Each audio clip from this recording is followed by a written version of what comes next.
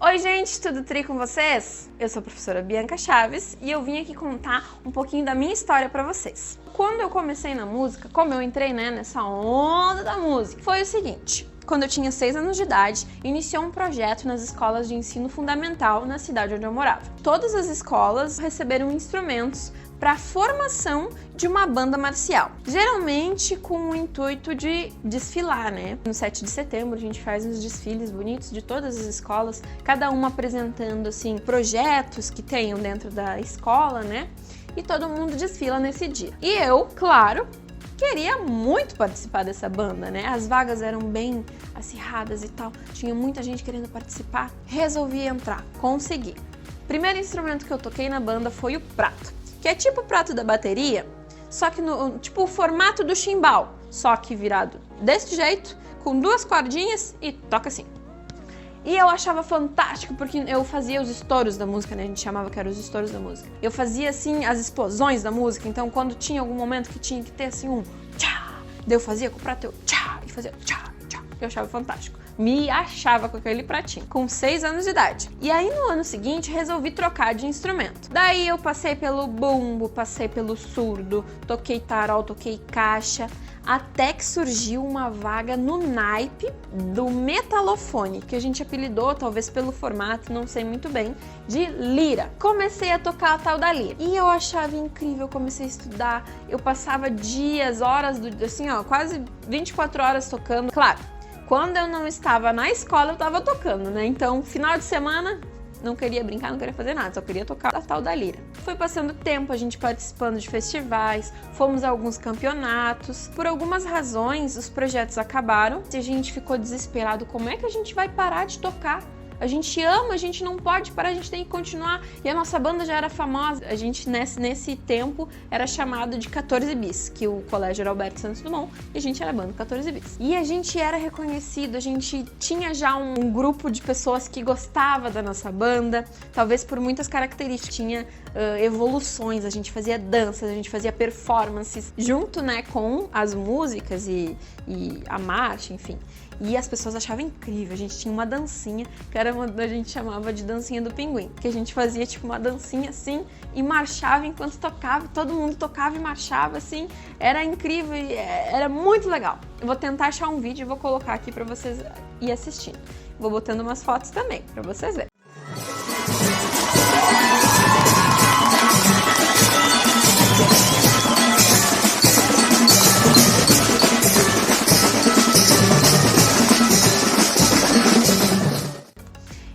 Indo e tal.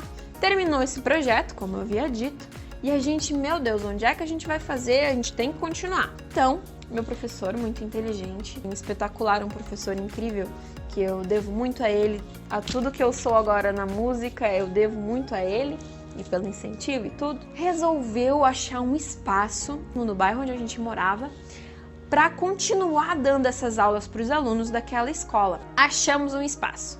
Era um chiqueiro, na verdade, assim, era um salão gigante de festas que havia se transformado num chiqueiro. Tinha porcos, tinha galinhas, tinha de tudo naquele lugar. E aí ele juntou meu pai, a minha mãe, o pai de alguns colegas, a mãe de umas outras colegas, né? O professor, que era o presidente, minha mãe vice-presidente, meu pai tesoureiro, outra mãe era secretária, e foi juntando. E a gente conseguiu comprar esse lugar através de reciclagem. A gente não tinha ajuda de nenhum órgão, nem da prefeitura, nem de projetos, enfim, nada. A gente sustentava aquele espaço através da reciclagem. Juntando latinha, juntando papelão, juntando garrafa PET. Às vezes assim a gente vendia sacos e sacos para a gente conseguir ir até os campeonatos. E a gente foi criando assim uma representatividade para aquela comunidade onde a gente morava, né? Para o bairro onde a gente morava. Então era um orgulho para o nosso bairro, né? Ter a banda naquele espaço.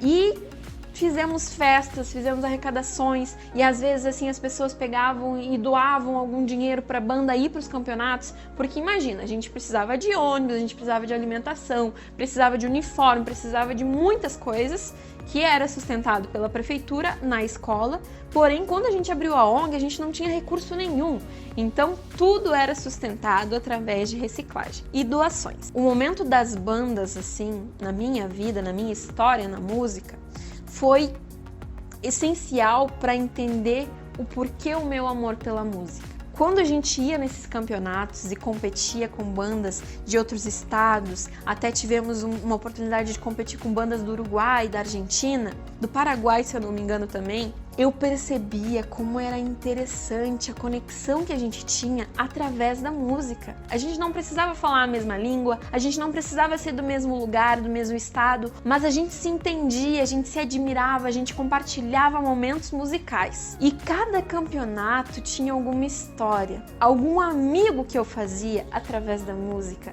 alguma coisa que eu aprendia através da música. E esse amor que eu sentia, essa admiração pela banda, pela música, foi só aumentando. E quando eu percebi, eu já estava totalmente inserida, eu não queria mais nada da minha vida se não fosse junto com a música. Fui para o ensino médio, continuamos com a banda durou em torno de 18 anos, né, de banda.